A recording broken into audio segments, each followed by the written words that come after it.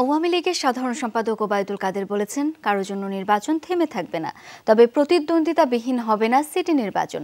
আর দলটির যুগ্ম সাধারণ সম্পাদক মাহবুবুল আলম হানিফ বলেছেন, জাতীয় নির্বাচনে হেরে বিএনপি নেতারা কোথায় কি বলছেন তার ঠিক নেই। মানুষের প্রত্যাশা পূরণে কাজ করে যাচ্ছে সরকার। এলেঙ্গা হাটিকুমরুল রংপুর মহাসড়কের 4 লেন প্রকল্পের চুক্তি স্বাক্ষর শেষে সাংবাদিকদের সাথে কথা বলেন সড়ক যোগাযোগ ও সেতুমন্ত্রী ওবায়দুল কাদের। বলেন, বিএনপি অংশ না নিলেও আসন্ন ঢাকা সিটি নির্বাচন থেমে থাকবে না।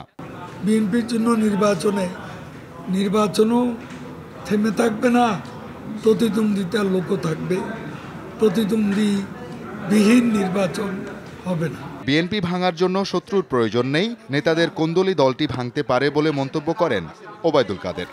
বিএনপি যদি ভাঙে, বিএনপির অভ্যন্তরীণ গোলযোগ, অভ্যন্তরীণ কলহ কোন দলের জন্যই তারা ভাঙবে।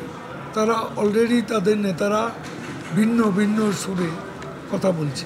যাদের নিজের ঘরেই শত্রু, তাদের সঙ্গে শত্রুতা করার জন্য বাইরের শত্রুর কোনো প্রয়োজন আছে বলে কেউ মনে করে। জাতীয় প্রেস ক্লাবে এক আলোচনায় আওয়ামী লীগের যুগ্ম সাধারণ সম্পাদক মাহবুবুল আলম হানিফ বলেন, অদূরদর্শিতার কারণেই জাতীয় নির্বাচনে বিএনপির ভরাডুবি হয়েছে।